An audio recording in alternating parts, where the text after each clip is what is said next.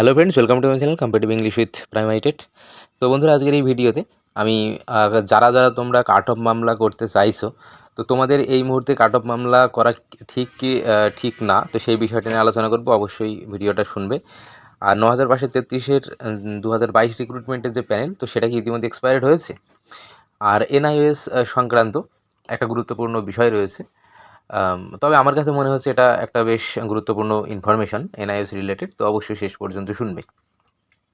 তো দেখো, তো প্রথমে আমি যেটা বলবো যে এই যে কাট অফ মামলা যারা ইতিমধ্যে করতে চাইছেন, কাট অফ মামলা বলতে বিষয়টা একটু বলে দিই যে হয়তো কোনো একটা প্যানেলে, তবে সেটা হতে পারে 2000 মানে 42,000 যে প্যানেল রয়েছে সেটা, বা হতে পারে 16,500 2020 রিক্রুটমেন্ট হতে পারে। এই যে রিক্রুটমেন্টগুলো, বা হতে পারে 2009-এর যে রিক্রুটমেন্ট সেটা। তো এখানে যে বিষয়টা রয়েছে সেটা হলো, এর আগে সুপ্রিম কোর্টে একটা নির্দেশ কিন্তু রয়েছে যে প্যানেল যদি এক্সপায়ার হয়ে যায়, বা এই বিষয়টা আমরা সবাই জানি, তবে এদিন একটা মামলার শুনানির সময় এই বিষয়টা কিন্তু উঠে আসে। তো দেখো, তো যখন কোনো একজন ক্যান্ডিডেট বিষয়টা কিন্তু জানান যে তিনি কাট অফ মামলা মানে তিনি বিষয়টা জানান যে তার যে কাট অফ, যে চাকরি করছে তার থেকে যে চাকরি পায়নি এখনও, তার যে নাম্বার সেটা কিন্তু বেশি।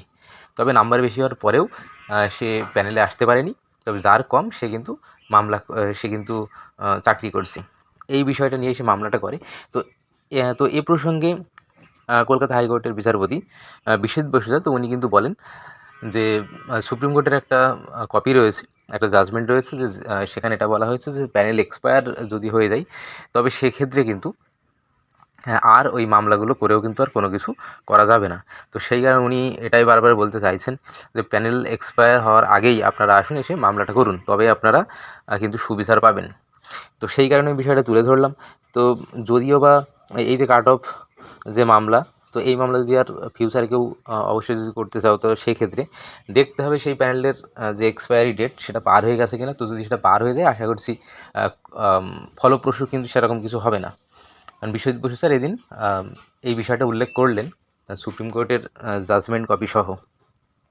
তো এবার এই প্রসঙ্গেই আমি 2022-এর যে রিক্রুটমেন্ট, এটাই হলো এনআইএসদের বিষয়।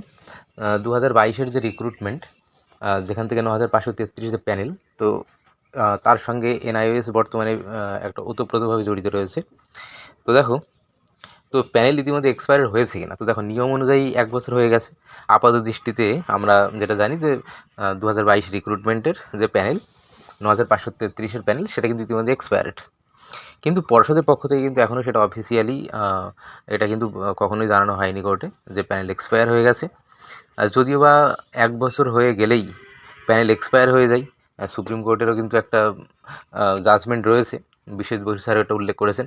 তবে পর্ষদের পক্ষ থেকে কিন্তু এটা এখনও পর্যন্ত ক্লিয়ার করা হয়নি যে 9533-এর যে প্যানেল সেটা কিন্তু ইতিমধ্যে এক্সপায়ার্ড। তো যাই হোক, এখন যদি এক্সপায়ার্ড হয়ে যায়, তাহলে সেক্ষেত্রে এই যে এনআইওএস, তো তাদের ক্ষেত্রে একটা সমস্যা হতে পারে। অবশ্য কাট অফ যে বিষয়, তো কাট অফ মামলাটা কিন্তু সেই ক্ষেত্রে হবে না, কারণ আমরা জানি এখানে কিন্তু সেরকম কোনো অভিযোগ কিন্তু নেই, কোনো অনিয়মের অভিযোগ 9533 প্যানেলে নেই। তবে অন্যান্য বিষয়ক যেমন এনআইওএস, তারা ইনক্লুড হবে কি হবে না সেটা সুপ্রিম কোর্টের রায়ের উপর নির্ভর করছে। তো যাই হোক, তো এই মামলাটা আবার 4 তারিখে রয়েছে। তো এই বিষয়গুলো কি হবে না হবে, তো এই বিষয়ে প্যানেল এক্সপায়ারি যে প্রসঙ্গ, সেই বিষয়টা আশা করছি হয়তো খুব একটা হয়তো কার্যকরী হবে না, যে প্যানেল এক্সপায়ার হয়ে গেছে। কারণ সুপ্রিম কোর্টের অবজারভেশন এখানে রয়েছে। সুপ্রিম কোর্ট যদি বলে যে নিয়োগ দিতে হবে এনআইএসদেরকে এই প্যানেলে, বা এই প্যানেল যেহেতু মানে ফিল আপ হয়ে গেছে, তাহলে সেই ক্ষেত্রে এনআইএসদের একটা আলাদা প্যানেল তৈরি করতে হবে। সেটা সুপ্রিম কোর্ট বললে অবশ্যই অ্যাজ পার সুপ্রিম কোর্ট বিষয়টা হবে। তো দেখ, তো যে বিষয়টা উঠে আসছে সেই বিষয়টা আমি তুলে ধরলাম। তো অবশ্যই বিভিন্ন ভিডিও পেতে আমাদের চ্যানেলের সঙ্গে যুক্ত থাকবে। ধন্যবাদ।